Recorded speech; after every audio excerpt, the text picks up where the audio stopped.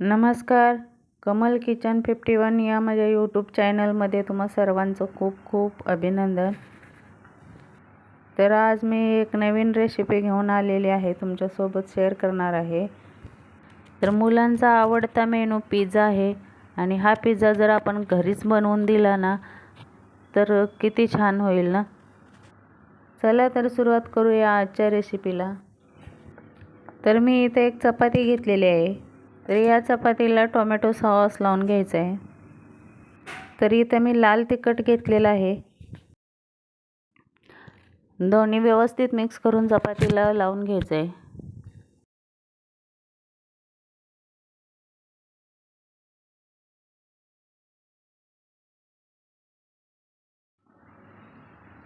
आता या चपातीवर बारीक चिरलेला कांदा आणि टोमॅटो टाकून घ्यायचं आहे.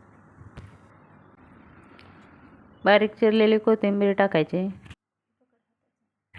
याच्यावर मी चीजचे तुकडे कापून टाकलेले आहेत. आता हे तव्यावर गरम व्हायला टाकायचे. मी तो लोखंडी तवा घेतलेला आहे. मीडियम फ्लेमवर 2 मिनिटं भाजायचे.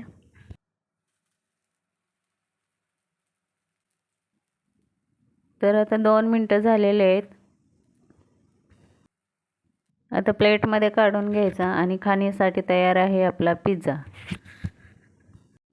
आणि ही रेसिपी तुम्ही नक्की एकदा घरी ट्राय करा. तर तुम्हाला आजची ही रेसिपी कशी वाटली ते नक्की कॉमेंटमध्ये सांगा. भेटूयात नवीन रेसिपीसोबत.